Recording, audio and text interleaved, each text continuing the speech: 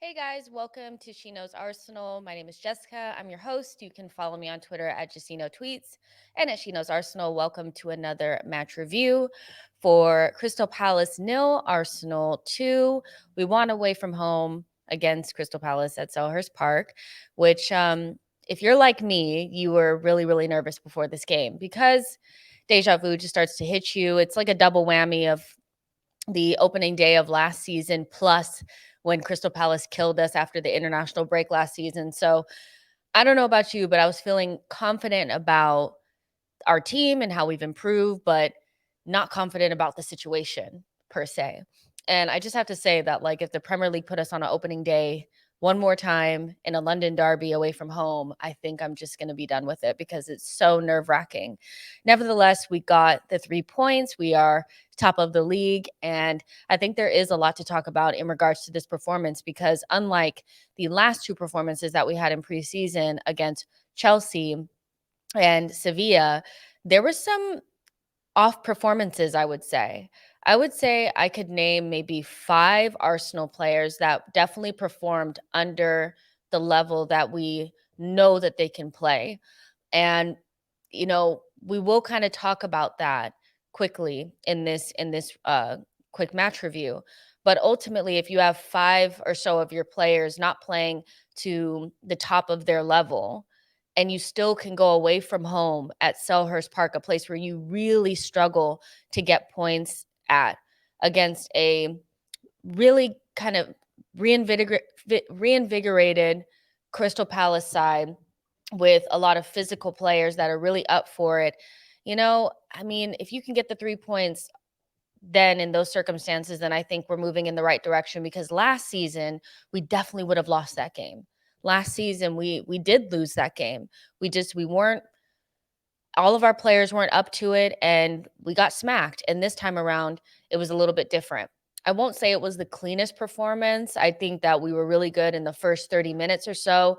We really should have been up maybe 1-0 very early on in the game where Martinelli had that open chance with his left foot, with the individual brilliance from Gabriel Jesus.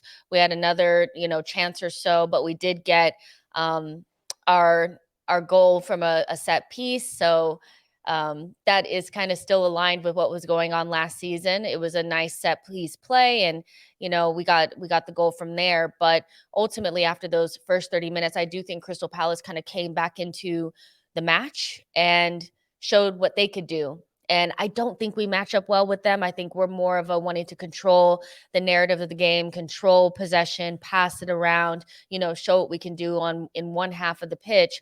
But what Crystal Palace are really good at is really getting stuck in. And so some of our players tend to disappear when the opposition wants to really knock you around a bit. And that's not to say that Crystal Palace can't play. We just know that amongst their technical ability, their power and their pace, they do like to knock you around a bit, which is no surprise considering who their manager is. So I think, again, those first 30 minutes were really good. We were playing our way. Crystal Palace started to impose themselves on the game. I do think, if you're honest as an Arsenal fan, you were kind of desperate for the first half whistle to go, and then we went into halftime. Now, after halftime, I have to be honest, I do think that Crystal Palace had the majority of the play. Uh, Vieira definitely told his team to start attacking our left-hand side, which is where Zinchenko was. I do think we saw kind of the limits of him defensively in that second half in particular.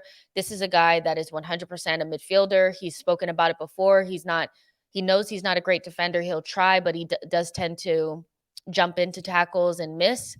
And we saw quite a bit of that. I mean, he got totally, like, broken off by Ayu. That tells you all you need to know about his defensive quality, right? But ultimately, Crystal Palace knew what our weak side was, and they kept attacking it, kept attacking it, kept attacking it because Zaha wasn't getting any change from Ben White. And the balls that they were playing in from Anderson were so, so good and were really catching us out. In that second half, I have to say that I was really disappointed in Martin Odegaard in terms of not only just getting on the ball and imposing himself in in those moments where we needed to get a little bit of control, but in our attacking third.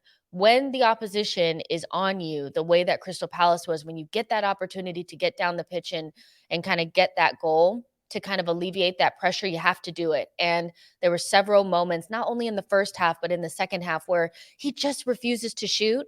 And that's definitely an issue that he had last season. And it seems like it might be an issue this season as well. And so I was really disappointed with his performance again at a difficult away ground. You know, away from home, like he just seems to have these Casper like performances. And he is the link between the midfield and Saka and Gabriel Jesus, who are, I mean, those are our attackers, our main points of attack. And I think that they really suffered because he couldn't get in and amongst it. Now, you can tell me all you want that, Crystal Palace, they marked him out of the game and blah, blah, blah. But good players figure out ways to impose themselves on games, even if the opposition figures out a way to kind of stop your initial plan. So for me, that's not really an excuse. I think Granit Xhaka in the first half was kind of doing his thing. He was trying to get a little bit more advanced and help us in those attacking areas. But I do think after he got his yellow card, he kind of went into a shell and ultimately did not really have any effect in terms of build-up and getting us out of that pressure from Crystal Palace. But defensively, he was solid. Thomas Partey was defensively solid. And our defensive principles are really what got us out of this game today. We were able to withstand the waves of pressure from Crystal Palace, which is something that we wouldn't have been able to do last season.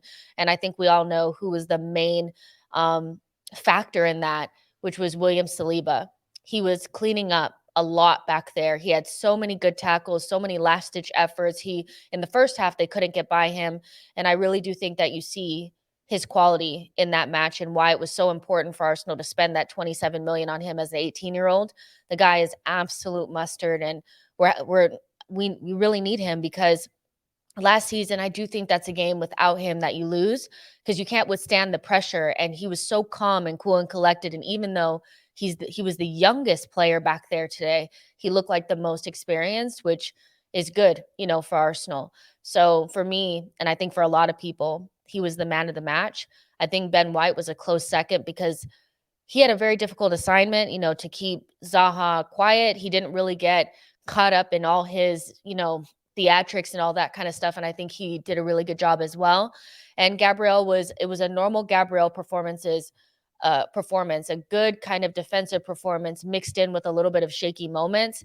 And then when you add Ramsdale in there where he had his shaky moments, but some really good saves, they were kind of on par for what we expect from the two of them. But ultimately, we get the first goal off of the set piece. We get the second goal off of some good play from Eddie Nketiah, as well as some luck with a deflection off of Gehi from Saka's shot. And we walk away with the 3 points. And with the ability to move on to the next game without feeling that crazy pressure that we did after the Brentford match. And we also get to enjoy the rest of the weekend and see what our rivals can do. So, that's kind of my summary of what happened against Crystal Palace. You guys can let me know what you think in the comments section. Let me know who your man of the match was. Who was your underachiever? Maybe somebody that you thought could have done a better job. I think you can name a couple of players there. Did you think the subs came too late? What did you think about how the game played out? And do you think that Arsenal have actually improved based on that performance?